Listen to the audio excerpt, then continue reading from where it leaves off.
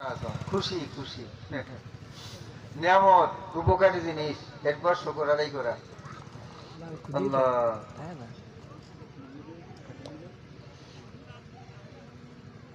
আল্লাহ একজন মানুষের জন্য সবচেয়ে বড় নিয়ামত, সবচেয়ে দামি নিয়ামত, দুনিয়া এবং আখেরাতে সবচেয়ে শ্রেষ্ঠ নিয়ামত একজন মানুষের জন্য, সেটার নাম ঈমান। কি বলেন বলেন, সেটার নাম কি?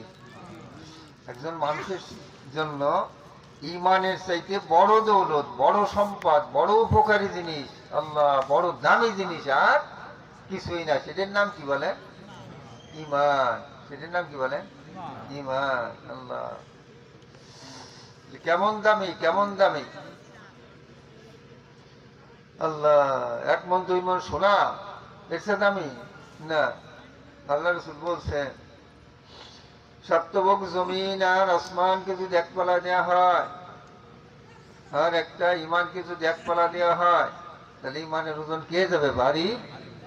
আল্লাহ রে, সপ্তভোগ জমিন আসমানের মধ্যে কত জিনিস, সোনা চাঁদি, আল্লাহ কত জিনিস, দামি জিনিস, দুনিয়ার দামি জিনিস আছে না নাই?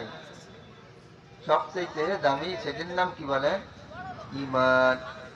সবচেয়ে বড় নিয়ামতের নাম কি বলেন? ঈমান। ঈমান।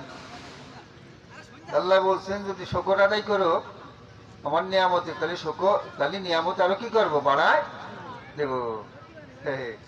বুজুর্গ গান্ধী বলেন, ভাই ঈমানের চেয়ে বড় নিয়ামত আর আছে?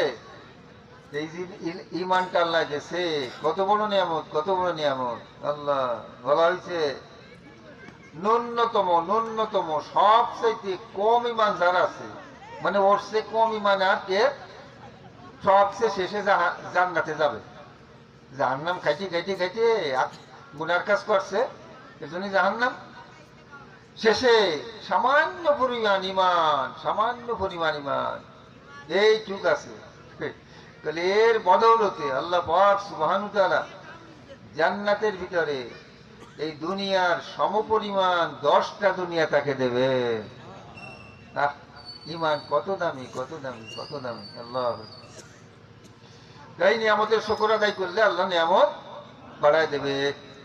আমি সেটি বলতেছিলাম না, তাহলে আমরা দিনই আলোচনা করতে আইছি আর শুনতে আইছি, এই জন্যই শুকর আদায় করছি। আল্লাহ দেখি আমরা কি কি খুশি হয়েছি, কিসে খুশি হয়ে? তো কি শুকর আদায় করতে, তাহলে কি খুশির জিনিস পাইছি, কি লাভের জিনিস পাইছি, শুকর আদায় করলাম। আহারে, সারা দুনিয়ার মানুষ